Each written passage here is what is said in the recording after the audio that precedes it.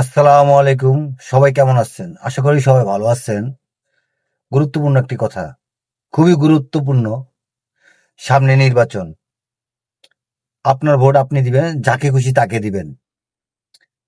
কিন্তু আপনার এই ভোটটা একজন অসৎ ব্যক্তিকে দিলে যদি সে কোনোভাবে পাশ করে, আপনার ভোটের কারণে তার নেতাকর্মী অথবা সে যদি আপনার এই ভোটের কারণে কারো জায়গা দখল, কারো বাড়ি দখল, কারো ভূমি দখল করে, সে দায়ভার আপনার নিতে হবে। শুধুমাত্র আপনার একটা ভোটের কারণে। আপনি একটা ব্যবসা করতেছেন, এই ব্যবসাতে গিয়া তারা ভাগ বহাইব, ঠিক আছে? শুধু আপনার একটা ভোটের কারণে। তো এইবার যদি নির্বাচনটা হইতাছে ইনশাল্লাহ, জানি না প্রশাসন কতটুকু সুস্থভাবে পরিচালনা করব। যে সুস্থ পরিবেশ থাকে এবং সুশৃঙ্খল থাকে, তো ইনশাল্লাহ ভোট দিতে যাব।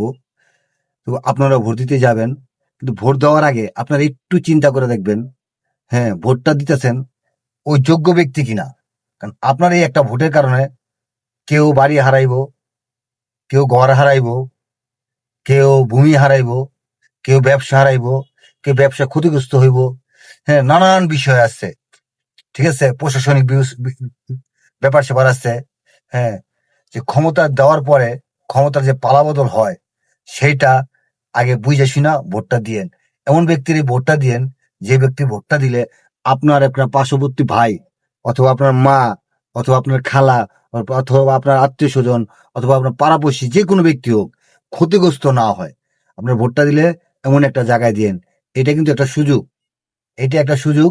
হ্যাঁ, কেন বললাম এই কথাগুলা? ছোটতে বড় হয়েছি, অনেক দলে দেখলাম, অনেক দলের সাপোর্টও করছি মনে মনে, কিন্তু বুঝতে পারতাছি সব হচ্ছে খাই খেই পার্টি। আপনি যারাই ভালোবাসেন না কেন উপর থেকে, যদি গোড়ার নেতা এবং গোড়ার পরে যে নেতা কর্মী এমপি আছে, তৃণমূল নেতা আছে, এলাকা ভিত্তিক, তারা যদি সুশৃঙ্খল না হয়, ঠিক আছে, তাইলে আপনি প্রতিফলন পাবেন না যে কোন দলটার ভিতরে এরকম সুশৃঙ্খল আসছে। একটু চিন্তা করে আপনার ভোটটা দেন, এইটাই সুযোগ। নাইলে আপনারা আর এই সুযোগ পাবেন না, সম্ভাবনা।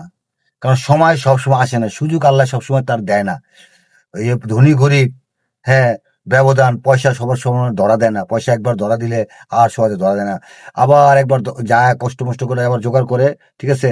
যদি সে ভুল পদক্ষেপ করে, তখন আবার সে কষ্ট করে, ঠিক আছে? এরকম মানুষের জীবনে দুই তিনবার ধরা দেয়। যদি এই সুযোগ হারান, হয়তোবা কোনো সময় আবার ধরা দিতে পারে, কিন্তু অনেক সময়ের ব্যাপার লাগতে পারে। তাই এই সুযোগটা কাজে লাগান, এমন জায়গায় ভোটটা দেন, ভোটটা একজন যোগ্য ব্যক্তি যা পায়। সবাই ভালো থাকবেন, সুস্থ থাকবেন। আর দেশের জন্য, দেশের মানুষের জন্য দোয়া করবেন। এবং রাষ্ট্র পরিচালনা যে এমন ব্যক্তির হাতে যায়, যে রাষ্ট্রটা ইনসাফের ভিত্তিতে পরিচালনা করতে পারে এবং সবাই নাগরিক যে মৌলিক অধিকার সেটা সবাই যে পায়, এমন লোকের ভোটটা দেন, যে কেউ বঞ্চিত না হয়, কেউ ছিন্নমূল না থাকে, কেউ ঘরহারা না থাকে, কেউ ভূমিহীন না থাকে, কেউ জুলুমের শিকার না হয়। সব ভালো থাকবেন। আসসালামু আলাইকুম।